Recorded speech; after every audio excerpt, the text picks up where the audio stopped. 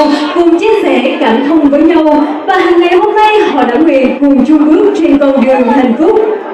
Kính thưa quý vị, được sự kết hợp của hai bên gia đình và sự cho phép của chính quyền địa phương, cô dâu chú rể đã chọn ngày 29 tháng 12 năm ngày 14 tháng 12 năm Kỷ Hợi để tiến tới hôn nhân. Và ngày hôm nay tất cả quý vị chúng ta đang ngồi đây để cùng chúc vui, chúc mừng hạnh phúc cho cô dâu chú rể. Và không để cho quý vị chờ lâu hơn nữa, chúng ta hãy cùng hướng mắt về phía cổng hoa hạnh phúc để chào đón sự xuất hiện của cặp đôi người gừng đẹp nhất, lộng lẫy nhất và tuyệt vời nhất trong ngày vui hôm nay. Xin một tràng pháo tay chào đón sự xuất hiện của cô dâu Lầu Thị Ly, Tấn Duyên cùng chú rể Cứ A Thái. Xin chúng ta cùng dành một tràng pháo tay để chúc mừng.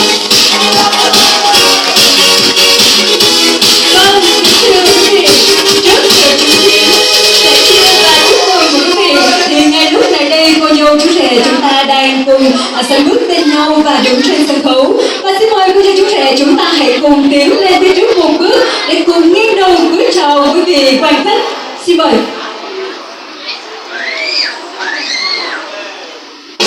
Vâng, quý vị quan khách hãy cùng dành một tràng pháo tay thật lớn để chúc mừng cho ngày vui hôm nay.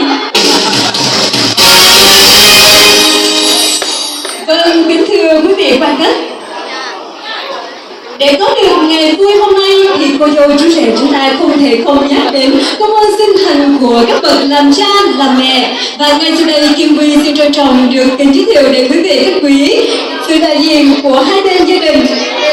Xin trân trọng kính giới thiệu đại diện cho gia đình họ nhà gái là ông Lầu A Vàng và bà Giàng Thị Chu cùng với vị đại diện là anh Lầu A Chu.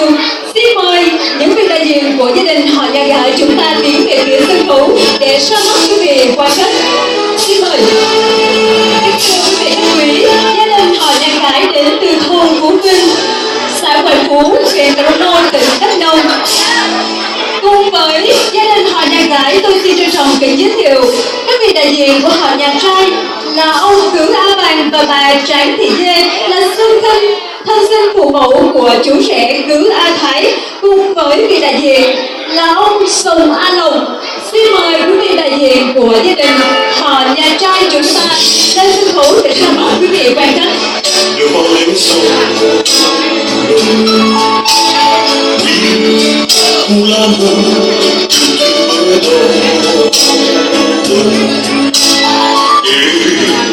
Quel jour je te pardonne si malgré toi tu m'abandonnes. Oui, pour les choix et pour les peines. Oui, pour les lois qui nous enchaînent. Thưa quý vị khách quý, ngày hôm nay hai bên gia đình cùng cô dâu chú rể đã được đón nhận rất nhiều những tình cảm thân thương đến từ quý vị khách quý. Để đáp lại những tình cảm thân thương đó thì ngay sau đây tôi xin trân trọng kính mời anh Lầu A Chu là đại diện cho họ nhà gái sẽ có đôi lời phát biểu. Xin mời anh.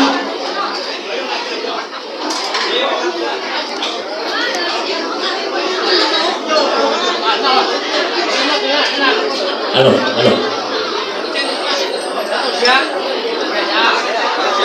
Ôi trời ơi, và chân này là gì? Được với tiên trà sẽ cho từ để nói cho nhau của hai bên chỉ không sẽ ở cứ đi bây giờ nó là chỉ sao nhá? Trong sẽ nói à, nó nói giờ im thôi, sẽ không là này kia là nó muốn được xài, cô đã có đó nó bây giờ để được chơi đây thì không chơi sẽ không tù nó có thể rồi để tôi thương là theo nên tôi cũng không thương rồi, cô cho tôi đại diện quan trọng là được chúc tốt